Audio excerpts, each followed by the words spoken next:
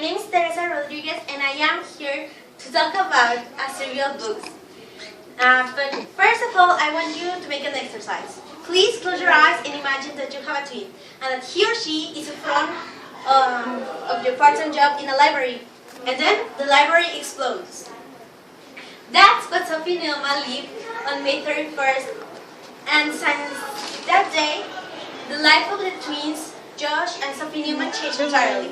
Now they are aware of the pure golden and silver auras, and that they are part of a prophecy that is next to come true. And the prophecy says, one to save the world and one to destroy it. The Secrets of the Immortal Flamel is a saga written by Michael Scott. Michael Scott is an Irish writer and TV producer, and it is very well known in Europe. This saga is his most known work. It has been traduced to 20 languages, and it is available on 37 countries. Well, the activity with which I started is the beginning of the first book. It's not that I just did it because of I want. So, in the first book, Sophie and Josh Newman discovered that the lovely couple of Nick and Perry Fleming are actually the immortal Nicholas and Fernanda Flamel, which are the keepers of the Codex, a book that only has 21 pages, but that have all the secrets of the world, and that has the final invocation that can bring back the dark memorials to the earth. In their adventures, they leave San Francisco, their home, to go to Ohio, and from Ohio to Paris, and from Paris to London, and then to London again to San Francisco.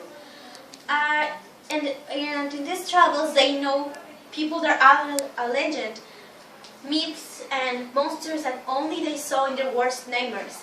For example, they met Nicholas Flamel, Ferdinand Flamel, the Dr. John Dee, Nicholas Machiavelli, the Joan of Arc, the Earl of Saint Germain, William Shakespeare, among others. And also they know legends and myths as Scatash, Ife, and Isis. This saga is very well known because of that, because of the mix of mythology that it has. It is conformed by 6 books. The titles of all these books makes reference to the main character of that book. For example, The Alchemist, which is the first book, refers to Nicholas Flamel. The Magician, who refers to the Dr. John Dee. The Sorceress to Fernanda Flamel. The Necromancer to Josh Newman. The Warlock to Nicholas Machiavelli, and the Enchantress to Sophie Newman. Well, Michael Scott is an erudite on mythology, and he demonstrates that in this saga because he combined Celtic, Mexican, Egyptian, Greek, and other mythologies in this story. For example, from the Celtic mythology, we have Scatash, Ife, and Morrigan. And Morrigan is a triple god, so she has other 2 personalities that are Bab and Maca. From Egyptian mythology, we have Isis, Osiris, Aten, Anubis, and Bastet. From Mexican mythology, we have Quetzalcoatl and Coatlicue. From Greek mythology, we have Prometheus, Hecate, and Kronos.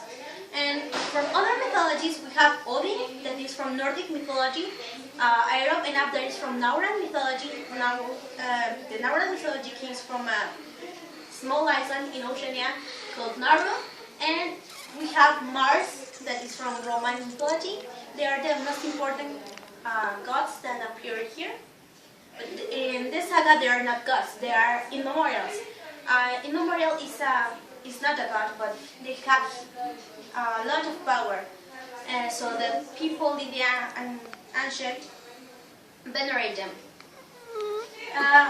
But also, even if all that doesn't make the saga so incredible, amazing, and different, we have other things. For example, we have the source of power. The source of power are four: Excalibur, Clarence, Durandal, and Joyeuse. Excalibur was wielded by the King Arthur. It is a sword of ice. We have Clarence, that is a sword of fire, and it was wielded by Mordred, and Mordred killed Arthur. He killed Arthur with the sword. We have Durandal, that is the sword of soil, no, from air, and was wielded by Roland, that is a nephew of Carlos Magnus. And also we have Joyeuse, that is the sword of soil, and was wielded by Carlos Magnus.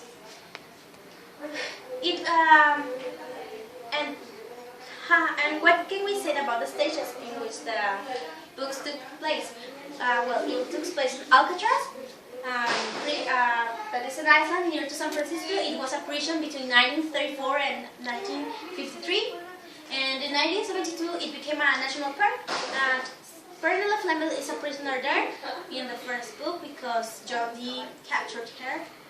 And we have also the catacombs of Paris that are like a cemetery under the ground. The walls are full of skulls and bones, and if you want to go there, I personally don't want, but if you want to go there, it is open to the public, and there in the books, Josh Newman activates his powers. And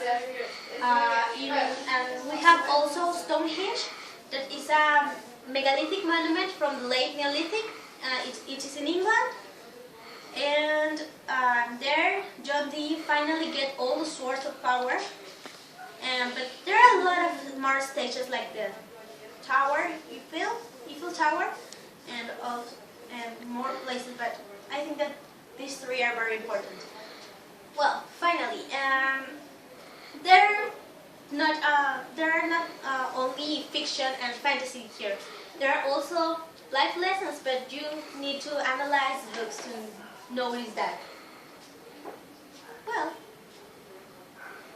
you need to analyze the books to notice that. For example, there are the second chances, the manipulation of the truth, and the different perspectives that can lead to troubles. For an example of the second chances are when two characters betray their masters, even if that can cause their death.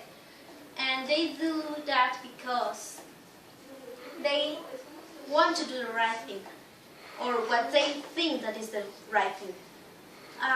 So in the beginning you think that they are very bad guys, but at the end they change, and they say that quote that I love of that book, that is, I just need to know that I'm breaking my promise for a good reason. From the different perspectives we have in this book, we have a lot of perspectives here, because they don't give you the entire story at the beginning. They just give you like pieces, and with that pieces you start doing your own judgment. But you're not the only who makes their own judgment. The characters also do their judgment. For example, Josh Newman is in favor of Dee, meanwhile Sophie Newman is in favor of Flamel. And that difference of opinions, of perspectives between the twins lead to bigger conflicts that then destroy their relationship of. And finally, we have the manipulation of the truth. Well, we all know that there are things that the people in the government, the people with power, don't want us to know. So they hide them or say explanations that sometimes can be ridiculous. But anyway, the people believe it because we are we're accustomed like that. We all the time believe what the people say. We don't stop and judge and form our own opinion. And that's why I want you to read these books and analyze it, because you start doubting about if what the people say is actually the truth. Well, for conclude, I just want to say that I really love these books and that you should read it because they have a lot of suspense, mystery, and unexpected twists that makes you keep reading. And they are a very good way to pass your time and have fun. Thank you.